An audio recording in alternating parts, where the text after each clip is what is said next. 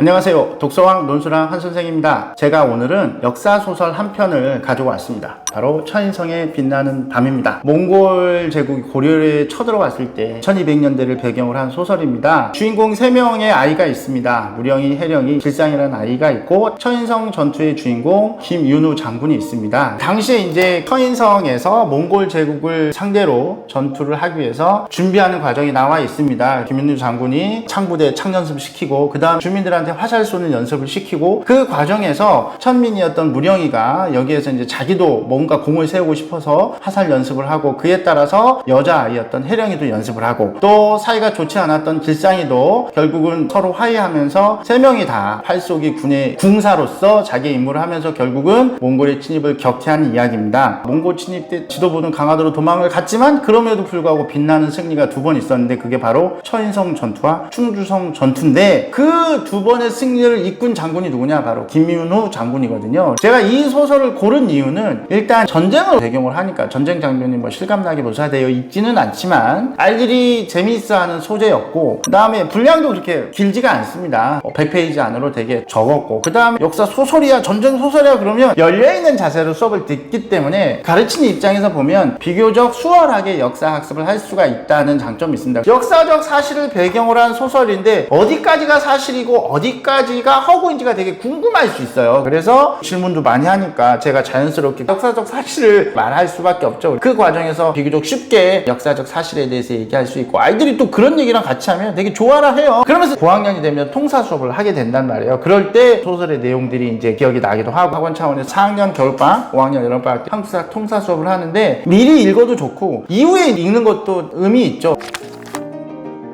개인적으로는 조선에서 가장 싸움을 잘한 역대 무장, 조선의 최고의 활잡이 이성계, 검의 1인자, 첫중경 막 이런 사람들이 있는데 저는 이 김윤우 장군이 대단하다는 생각이 들어요. 개인적 무장 능력으로서는 떨어질지 모르겠지만 그 작은 마을의 주민들을 단결시켜서 거기다가 천인성이 방어에 유리한 튼튼한 성도 아니에요. 둘레 250m 정도 되는 토성이기 때문에 시형지물을 이용해서 방어하기에도 좀 쉽지 않은 성이라고 볼 수 있죠. 한국의 성들은 대부분 산성이거든요. 산에 성벽을 지은 거예요. 그래서 산의 경사와 선벽의 높이가 합쳐져서 적들의 침입에 방어하는 건데 여기는 그렇지 않단 말이에요. 그러니까 오히려 방어에 좀 불리했던 천인성에서 주민들의 힘을 이끌어낸 김윤우 장군, 거기에 이제 세계 최강의 군대 아니겠습니까? 몽골의 군대 하면. 근데 한 번도 아니고 2번이나 2연승을 거뒀단 말이에요. 아마 몽골군에 맞서 싸워서 2번을 이긴 장수는 김윤우 장군이 유일할 겁니다. 그분에 대한 조명이 너무 이루어지지 않는 거예요. 왜 이런 뛰어난 전가를 올렸음에도 불구하고 미디어의 조명을 받지 못하나, 그런 부분도 좀 있었는데 마침 천인성의 빛나는 밤이라는 책이 있어서 제가 들고 나와 봤습니다.